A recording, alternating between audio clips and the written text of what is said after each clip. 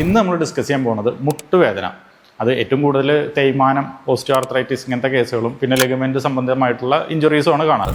ഒരുപാട് റീസൺസ് ഉണ്ടെങ്കിലും ഇത് രണ്ടാണ് ഏറ്റവും കോമൺ ആയിട്ടുള്ളത്. ഇന്ന് നമ്മൾ ഈ രണ്ട് കൂട്ടർക്കും വലിയ കേടുപാടില്ലാതെ സേഫായിട്ട് ചെയ്യാവുന്ന 1-2 എക്സസൈസുകൾ ഞാൻ പറഞ്ഞുതരാം. നമുക്ക് എക്സ്പ്ലെയിൻ ചെയ്ത് തരാൻ, ഡെമോൺസ്ട്രേറ്റ് ചെയ്ത് തരാൻ ഡോക്ടർ ഫവാസ് ഇവിടെ ഓൾറെഡി നമുക്ക് വേണ്ടി വെയിറ്റ് ചെയ്യുന്നുണ്ട്. അപ്പോൾ ഇന്ന് നമ്മൾ കാണിക്കാൻ പോകുന്നത് സ്ട്രെയിറ്റ് ലെഗ് റൈസ് എക്സസൈസ് ആണ് ഞാൻ കാണിക്കാൻ പോകുന്നത്. അപ്പോൾ ഈ SLR എക്സസൈസ് എങ്ങനെ ചെയ്യുന്നതെന്ന് വെച്ച് കഴിഞ്ഞാൽ ആദ്യം തന്നെ നിവർന്ന് നിലത്ത് കിടക്കുക, സേഫായിട്ടുള്ള സ്ഥലത്ത് കിടക്കുക. അത് തേയ്മാനം കൂടുതലുള്ള ആൾക്കാർ കട്ടിലിൽ കിടക്കുക, നിലത്ത് കിടക്കരുത്. തേയ്മാനമുള്ള ആൾക്കാർ നിലത്തിരുന്ന തേയ്മാനം കൂടും. അതുകൊണ്ട് നിലത്ത് കിടക്കരുത്, കട്ടിലിൽ കിടന്നിട്ട് തന്നെ ചെയ്യണം.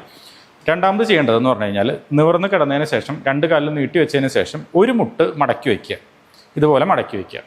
അതിനുശേഷം നമ്മൾ ഏത് മുട്ടാണോ നീട്ടി വെച്ചിരിക്കുന്നത് ആ മുട്ട് സ്ട്രെയിറ്റ് ആയിട്ട് നേരെ പതിയെ മേലേക്ക് ഇങ്ങനെ പൊക്കി കൊണ്ടുവന്നിട്ട് ഈ മുട്ടിൻ്റെ ലെവൽ വരെ നമ്മളത് കൊണ്ടുവരണം.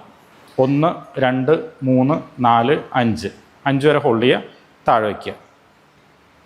ഇതൊരു സെറ്റായി. ഈ ഒരു സെറ്റ് കഴിഞ്ഞ് കഴിഞ്ഞാൽ ആ കാലിന് റെസ്റ്റ് കൊടുക്കുക, മറ്റേ കാല് നീട്ടി വയ്ക്കുക, ഈ കാല് മടക്കി വയ്ക്കുക. നമ്മൾ ഒരു സൈഡിന് എക്സസൈസ് ചെയ്ത് കഴിഞ്ഞാൽ ഓട്ടോമാറ്റിക്കലി നമ്മൾ മറ്റേ സൈഡും മാറി മാറി ചെയ്യണം, 2 സൈഡും മാറി മാറി ചെയ്യണം. ചുരുങ്ങിയത് ഒരു 12 വട്ടമെങ്കിലും ചെയ്യണം.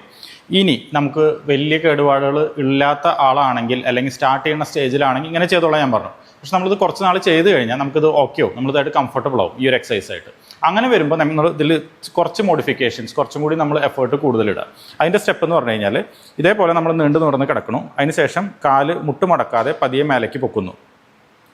നമ്മുടെ മറ്റേ മടക്കി വെച്ച മുട്ടിൻ്റെ ആ ലെവൽ വരെയെങ്കിലും മുട്ടെത്തണം. അതിനുശേഷം 5 വരെ ഹോൾഡ് ചെയ്യുക. 1, 2, 3, 4, 5. പതിയെ താഴ്ത്തുക. കാല് നിലത്ത് മുട്ടിയില്ല എന്നുള്ള ലെവൽ വരെ കൊണ്ടുവരണം. അവിടെ നിലത്ത് മുട്ടിക്കരുത്, അവിടെ ഒന്ന് ഹോൾഡ് ചെയ്യുക. വീണ്ടും 1, 2, 3, 4, 5. വീണ്ടും നമ്മൾ കാല് പകുതി പൊക്കുക, നേരത്തെ പൊക്കിയതിൻ്റെ പകുതി. അതിനുശേഷം ലെഫ്റ്റിലേക്കും റൈറ്റിലേക്കും കാല് സ്വിങ് ചെയ്യുക. പ്രത്യേകം ശ്രദ്ധിക്കണം, നമ്മുടെ ശരീരം അങ്ങോട്ടും ഇങ്ങോട്ടും നീങ്ങിപ്പോവാതെ, ടിൽറ്റ് ആവാതെ നോക്കണം. അതിന് കൈ 2 സൈഡിൽ വെക്കുക, മുട്ട് മടക്കി വെക്കുക എന്നുള്ളത് ചെയ്താൽ മാത്രം മതി, അവിടെ സ്റ്റേബിളായിട്ട് ഇരുന്നോളൂ. അതിനുശേഷം വീണ്ടും കാല് മേലേക്ക് പൊക്കുക. 5 വരെ ഹോൾഡ് ചെയ്യുക. 1, 2, 3, 4, 5. പതിയെ താഴെ വയ്ക്കുക. ഈ എക്സസൈസ് 12 വട്ടം 2 കാലിനും മാറി മാറി ചെയ്യുക. അപ്പോൾ ഓട്ടോമാറ്റിക്കലി നമ്മുടെ ക്വാഡ്രിസെപ്സ് മസിൽസിനും കാര്യങ്ങൾക്കൊക്കെ നല്ല സ്ട്രെങ്ത് കിട്ടും.